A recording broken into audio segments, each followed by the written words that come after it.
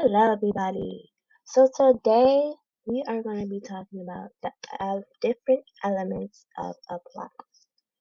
These elements are important to you to have because if you do not have them, you do not have a story. A story needs two things: a plot and some characters. So we are going to go through the elements of a plot, and we're going to jump right into it. So, elements of a plot. When we're talking about elements of a plot, we're talking about the different things that your story needs to have in order for it to be a story. So, the first thing that we're going to talk about is the introduction, also known as the exposition. Okay? So, the exposition is basically the introduction of your story.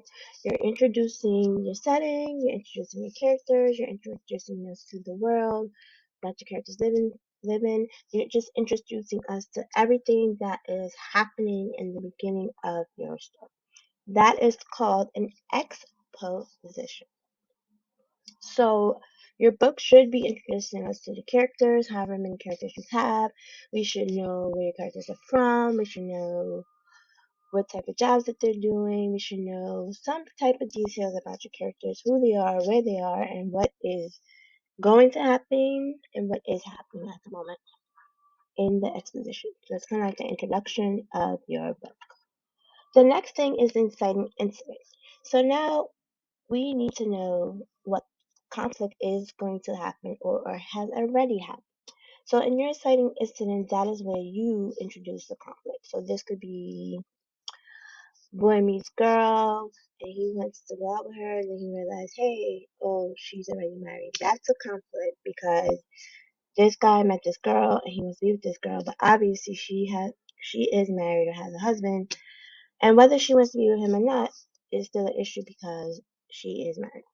So you need to have some type of conflict being introduced and then cite an incident. So that comes a little bit after like everything is introduced, then we need to know what conflict is arising. Then we have your rising action. So rising action are events that build up to the conflict in the story. So things need to be happening to build up conflict. So as we all know that when things start building up, um, like a big giant snowball, what happens after the snowball becomes a certain size? There is a big avalanche. So this is the same thing. There needs to be events happening. It could be one event, but there needs to be some things happening that lead up to a big conflict. The climax. So the climax of your book is the highest point of interest. It's the turning point of the book. It's telling us, this big incident happened, and now what are the results of the incident?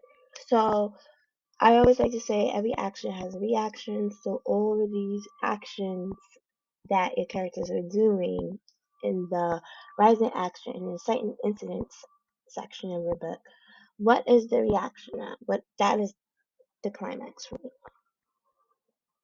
So after your climax, your story starts to wind down, which is called the fallen action. So for me, explaining it would be like, okay, this happened, here's the reaction, consequences are given. These are the consequences of your actions. It's kind of like, when we have children, they do things and then we yell at them and then we hand out the consequences. So things are winding down because, consequences were given out. Uh, and there is no more conflict because are starting to settle back down. Then we have the resolution where this ties up the loose ends. Things are starting to settle down because things are starting to be resolved. Issues have been resolved. People have gotten their consequences. People have gotten their punishment. Um, People have found what they're looking for. They returned home if they were lost. So that's pretty much what the resolution is. And if you are a visual learner like me, this is what this looks like in context. So you have your exposition starting, then you have your certain incidents, and then it goes up for the rising action, up for the climax, down for the falling action, and then level for the resolution. So that is how you plot a story, and these are all the elements that you need to plot your story. I hope that this video helped someone. Please like, share, forward, and tell all your other friends about this video. Thanks guys for watching.